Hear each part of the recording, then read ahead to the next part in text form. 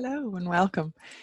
We are here for another episode of the Táin, and this one is the Morrigan showing up. Not that I'm excited or waiting for that or anything. And we are on episode 15, I believe.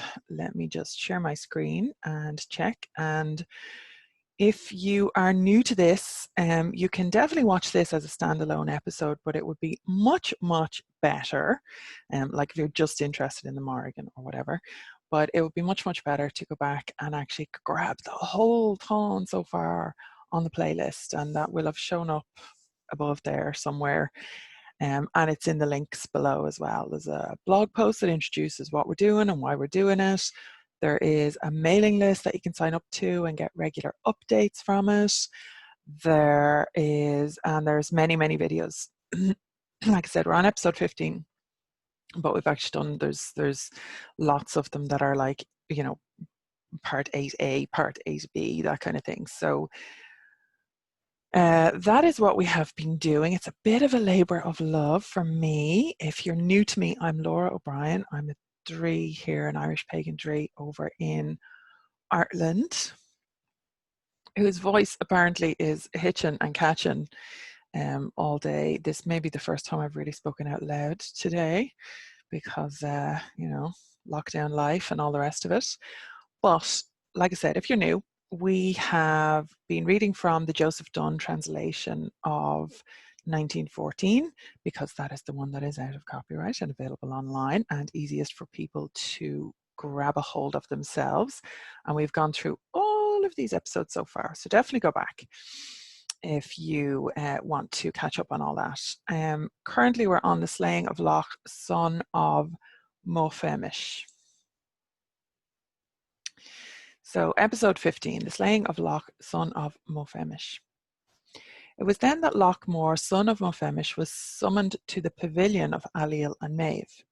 What would ye of me? Asked Loch. To have fight with Cuchulainn, replied Maeve.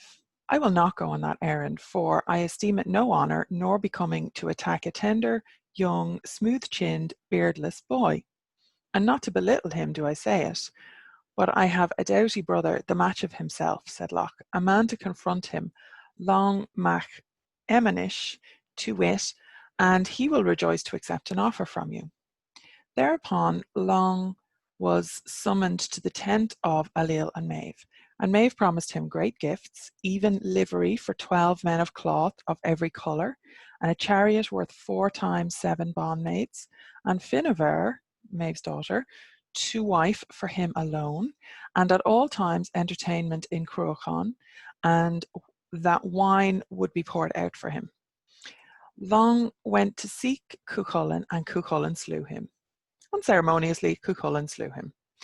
Then Maeve called upon her woman bands to go speak with Cuchulainn and to charge him to put a false beard on.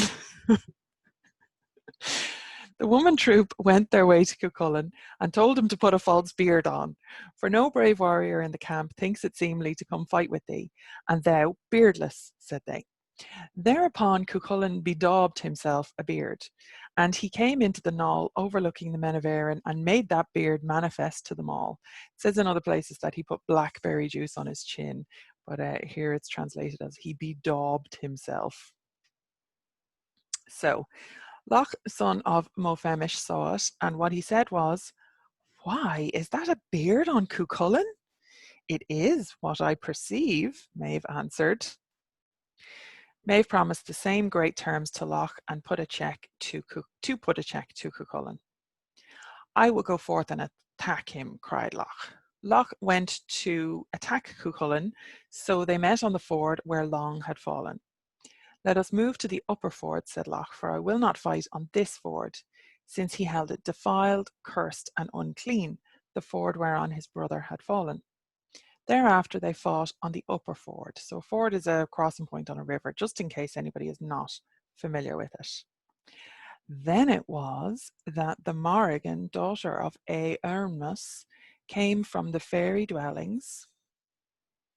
So the Sheedav, fairy dwellings, to destroy Cuchulainn. For she had threatened on the cattle raid of Regamena that she would come to undo Cuchulainn what time he would be in sore distress when engaged in battle and combat with a goodly warrior, with Loch, in the course of the cattle spoil of Cuailnge. Now that is a reference to Táin Mórrígan, and if you would like to see a reading of that, I have a whole playlist on Irish lore on this YouTube channel, so definitely go and look at the playlists that are here. I think it's probably also in the Morrigan playlist. That has like over 50 videos in it, so you definitely want to go, if you're here for the Morrigan, definitely go and check out the other playlists on this channel, okay? So thither the Morrigan, and this then is like the bit that everybody, well, no, not everybody, but a lot of people who know the Morrigan, they know this part of the story. And taken out of context is just, you know, it doesn't work very well, okay, when it's taken out of context. You need the full experience of the Táin. So thither then the Morrigan came in the shape of a white, hornless, red-eared heifer, with 50 heifers about her, and a chain of silvered bronze between each two of the heifers. Now this is very, very common otherworldly characteristics. So the white heifer who was hornless and red-eared, so a white animal with red patches or red ears, and that would be red like rua, like kind of a foxy color, okay, that kind of red. And then the chain of silver bronze between each two of the heifers. That also is when they're connected. I know that there's birds and stuff that are connected in other stories that represent the other world. So the women came with their strange sorcery and constrained Cuchulainn by Giasa and by inviolable bonds to check the heifer for them, lest she should escape from him without harm. Cuchulainn made an unerring cast from his sling stick at her, so that he shattered one of the Morrigan's eyes. So I'm not sure which women this is referring to. The women came with their strange sorcery. Constrained Cuchulainn by Giasa. So this is actually using Giasa as, and that's a gesh. Giasa is the plural, but a gesh would be a taboo, but it's kind of using it in the sense of spell casting here, which is interesting. And inviolable bonds. Now that would be inviolable bonds. That would be much more in line with what a gesh would actually be. So they're placing Giasa upon him. Normally that happens at birth, so it is interesting to see it coming in here. I mean, in fairness, otherworldly women can come and put a gesh on you at any point, really, in the stories, to be completely fair. So it's not completely outside of the tradition, definitely, that strange sorcery would be put upon Cuchulainn, which would involve Giasa. So anyway, Cuchulainn made an unerring cast from his sling stick at her and shattered one of the Morrigan's eyes. Then the Morrigan came thither in the shape of a slippery black eel down the stream. Then she came on the linn, and she coiled around the 2 feet of Cuchulainn. While Cuchulainn was busied freeing himself, Loch wounded him crosswise through the breast. Then at this incitation Cuchulainn arose, and with his left heel he smote the eel on the head, so that its ribs broke within it, and he destroyed 1/2 of its brains after smashing 1/2 of its head. That's quite graphic. Okay, so now the Morrigan has a shattered eye and broken ribs, at least, and possibly brain damage. The Morrigan next came in the form of a rough, grey-red bitch wolf, and she bit Cuchulainn in the arm and drove the cattle against him westwards, and Cuchulainn made a cast of his little javelin at her strongly, vehemently, so that it shattered one eye in her head. So this may be the same eye, or it could be her other eye. Now, is she blind at this point?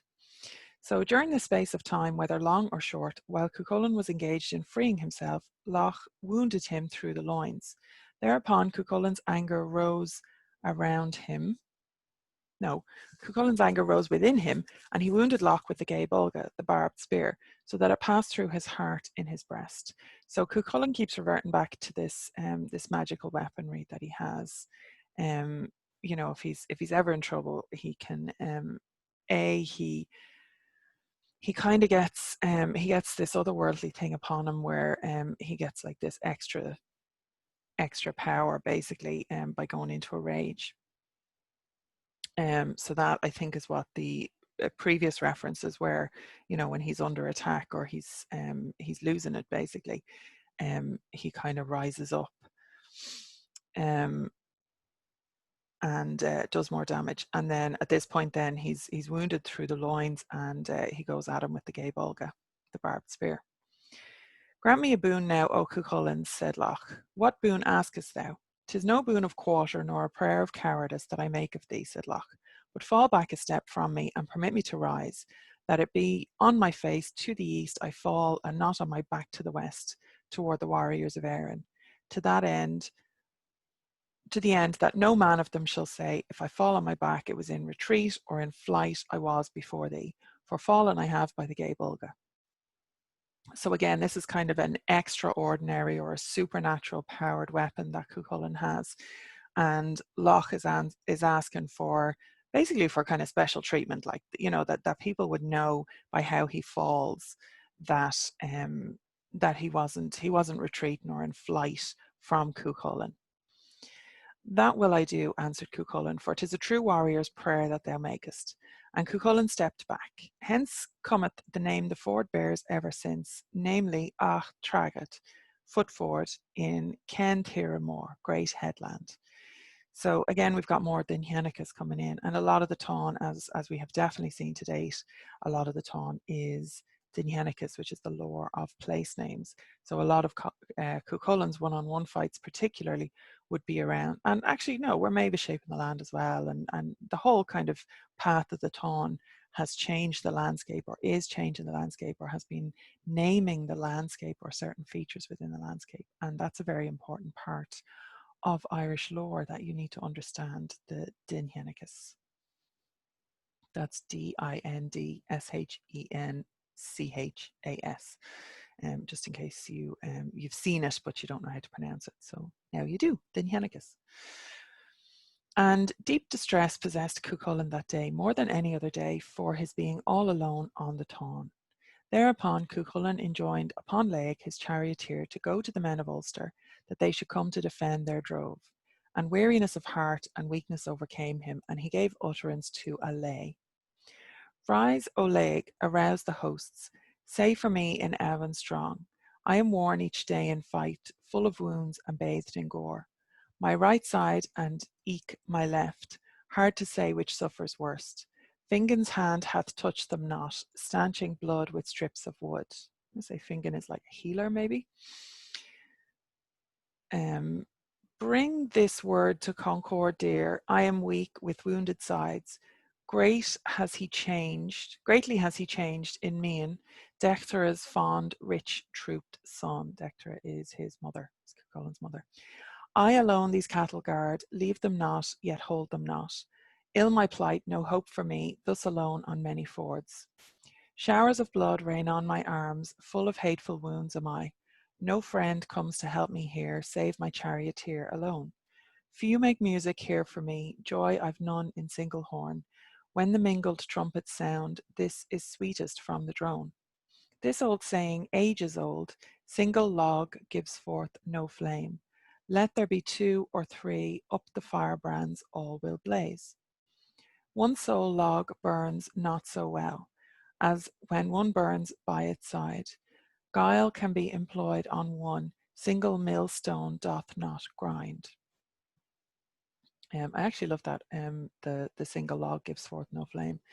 I really like that as a kind of representation of, you know, I suppose, camaraderie with between the warriors.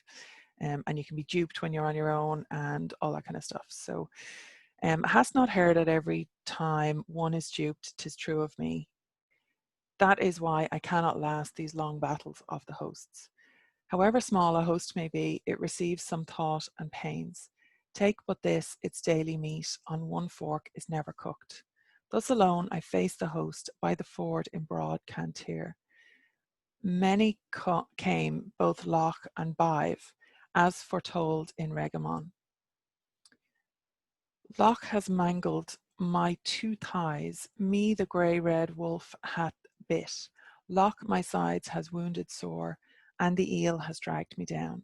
With my spear I kept her off, I put out the she-wolf's eye.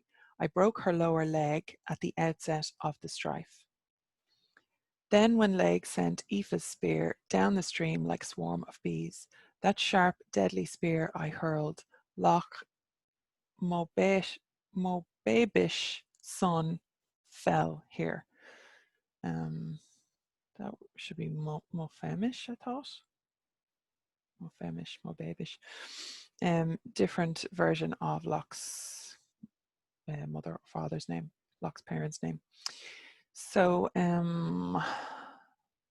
will not Ulster battle give to Ailill and Ucha's lass? That's Ucha is Maeve's father. Doesn't even name her. While I linger here in pain, full of wounds and bathed in blood, tell the splendid Ulster chiefs they shall come to guard their drove. Maga's son have seized their kine and have portioned them all out. Not sure who Maga is. Fight on fight, though much I vowed, I have kept my word in all. For pure honour's sake I fight, 'tis too much to fight alone. Vultures joyful at the breach.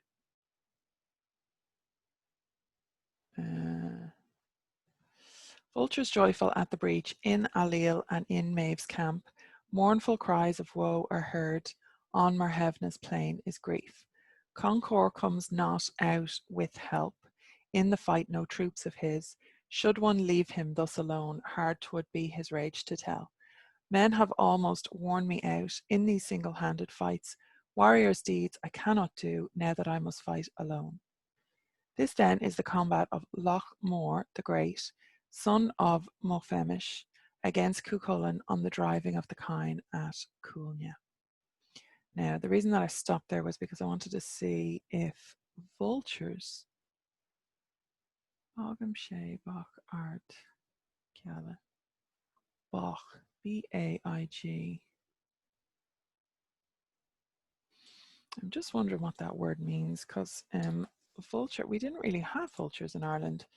So I'm just going to go over to EDIL, the dictionary of the electronic dictionary of Irish language. I don't know if you can see this on the screen, but what I'm doing is just looking for Bach as a head word, and I get nothing. Seeing where it comes up. Battle, fight.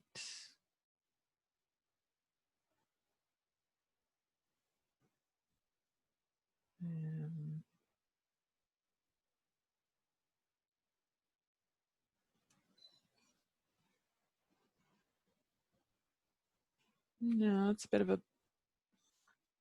maybe I'm totally on the wrong track here, and we are definitely getting off track with the Táin. So we are going to leave it there for today. Feel free to get in the comments there below and let me know what you think of that. And if I've picked up the wrong word there for that was being translated as vulture and you're aware of that, then feel free to let me know that as well, because that was just completely off the cuff. And I don't speak Old Irish. I don't translate Old Irish. I mess around with things and try and figure things out. And do you know what? That's not a bad way to be either. I'm passing familiar with the Irish language from, not fluent, but from my regular kind of modern Irish upbringing and all the rest of it, and school Irish, and I'm working on improving it all the time. So definitely go back and check out the playlist for the rest of the Táin, and make sure that you are on the mailing list and you have subscribed to the channel and hit the bell for notifications and like this video and commented on it and given me some love so that we can show YouTube that this is actually stuff that you're interested in. So, Gurmagat, thank you very much. Agus slán go fóill, and I will see you in the next video.